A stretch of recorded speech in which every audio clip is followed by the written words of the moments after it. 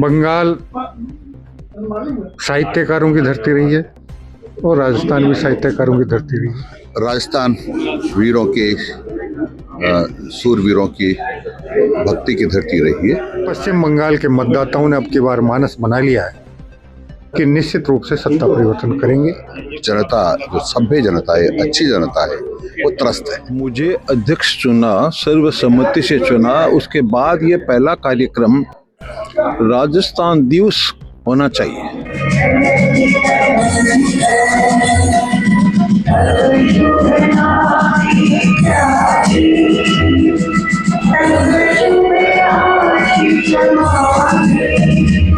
मुझे अध्यक्ष चुना, सर्वसम्मति से चुना। उसके बाद ये पहला कार्यक्रम राजस्थान दिवस होना चाहिए। राजस्थान दिवस तिथि और तारीखों का मेल लगभग है। वर्ष प्रतिपदा की जगह आज महानगर की व्यस्तता को देखते हुए रविवार को करना पड़ता है सभी संस्थाओं को, सभी कार्यक्रम, और हमने भी उसी का पालन किया। वंदे भारत तत्कालीन भारत की आवश्यकता है, तत्कालीन बंगाल की आवश्यकता है। इस नाते बजाय राजस्थान दिवस में राजस्थान का गुणगान करने के, राजस्थान परिषद ने मेरी अध्यक्षता में ये निर्णय किया कि हम ये वंदे मातरम एक पत्रिका का, संग्रहणीय पत्रिका का, पठनीय पत्रिका का करें, और उसमें माननीय प्रेम शंकर जी त्रिपाठी नींव की ईंट रहे हैं। कंगूरे की ईंट जो दो कार्यकर्ता है ना, संपादक मैं नहीं हूँ। परंपरागत क्या होता है, जो अध्यक्ष होता है उसका नाम ऊपर ठोक दिया जाता है। मैं नहीं हूँ, अरुण जी भी नहीं है, हमारे और कोई पदाधिकारी नहीं है, केवल मात्र दो युवा संपादक सच्चिदानंद जी और भाग्यरथ जी। मैं पेशे से चार्टर्ड अकाउंटेंट हूँ, तो मैं उस दृष्टि से उद्देश्य राजस्थान परिषद का क्या रहा है, प्रवासी राजस्थानियों को राजस्थान की भूमि से जोड़े रखना। तो ये यात्रा का मैंने श्री गणेश करने का प्रयत्न किया है। भगवान की कृपा होगी तो इसी साल से हम विधिवत ये यात्रा की घोषणा करेंगे। देखिए, राजस्थान और पश्चिम बंगाल या संयुक्त बंगाल कह दें, बंगाल भी क्रांतिकारियों की धरती रही है, राजस्थान भी क्रांतिकारियों की धरती है। बंगाल साहित्यकारों की धरती रही है और राजस्थान भी साहित्यकारों की धरती रही है।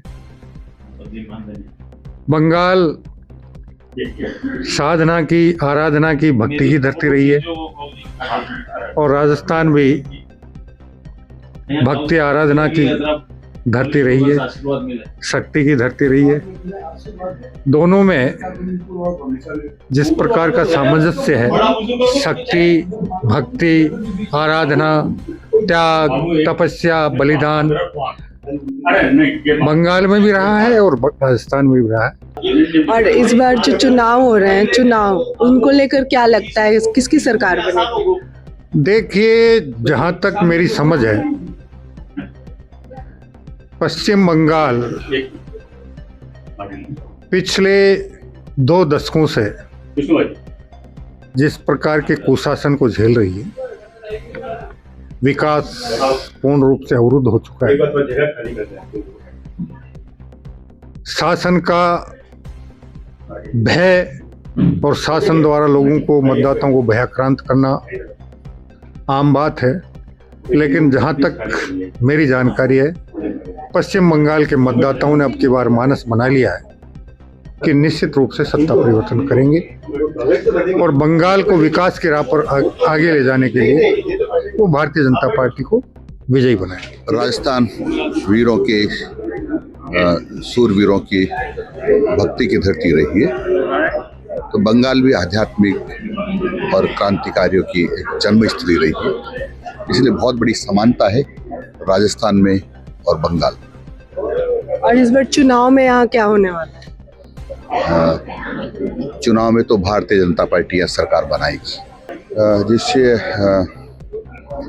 दादागिरी है, गुंडई है, और जिस प्रकार का वातावरण है इस पश्चिम बंगाल में, उससे यहाँ की जनता, जो सभ्य जनता है, अच्छी जनता है, वो त्रस्त है।